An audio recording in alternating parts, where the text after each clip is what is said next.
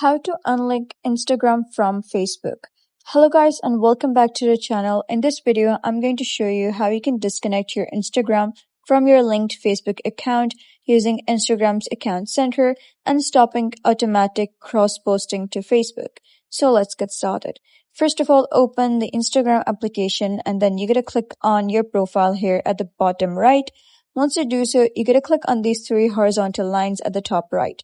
After that, you're going to head over, click on Account Center, and then you're going to scroll down. Here, you'll be able to see this option of accounts at the bottom. Simply click on it, and then you'll be able to see all of the linked accounts.